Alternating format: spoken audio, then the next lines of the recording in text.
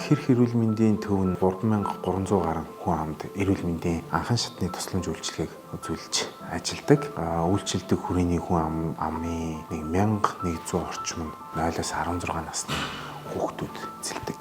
Хуучин сансрын байранд эмнэлэгмэн ажиллаж исэн. Тэр үед бол гадаа нойлтой, жирэмсэн эхүүд, хүүхдүүд тийм ээ өндөр настангууд гадаа харш нойлд орно гэдэг чинь бас их хүндрэлтэй шүү дээ. Одоо энэ дотор бол ингээд өрөөндөө нойлтой, бүх өрөөнд дотор нойлтой. Мөн дээрэс нь үзлэгийн өрөөнүүд маань бүгд нойлтой, угаалтуртай. Тийм учраас манайх хоногтоо нэг 5 тонноос илүү хэмжээний бохир усыг одоо үйлдвэрлэж гаргадаг. Сардаа нэг 25-аас 30 удаа бол сорулдаг байсан. Ажилмаар бол одоо ингээд байхгүй болоод санхүүгийн хувьд ч ихсэндээ одоо байгаль орчин ч гэсэн ингээд ээлтэй ажил болж байгаамаа. 360 сая төгрөгийн хөрөнгө оруулалт буюу өдөр тутмын бохирыг 99% хүртэл цэвэршүүлэх тийм боломжтой тоногт хөрөмжийг манай дээр суйрлуулж өгч байгаа.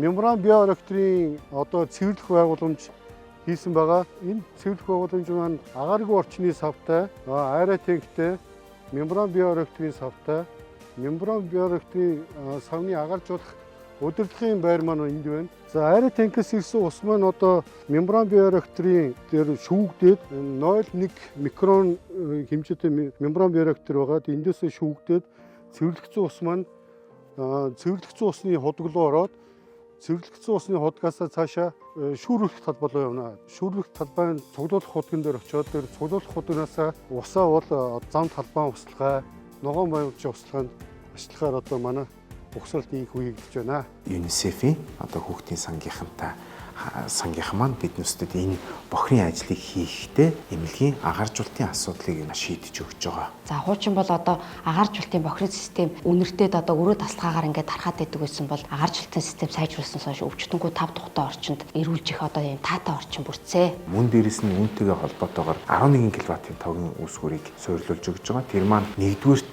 бохирын одоо энэ системийнхаа моторуудыг тог тасарсан ч гэсэн асуудалгүйгээр ингээд үргэлжлүүлээд ажиллуулах тийм боломжтой. Мөн дээрэс нь энэ нарны панел маань хүүхдүүдэд зориулж хадгалагдж байгаа вакцинуудыг аюулгүй хадгалах тэр бүх нөхцөл бололцоог хангаж өгч байгаа.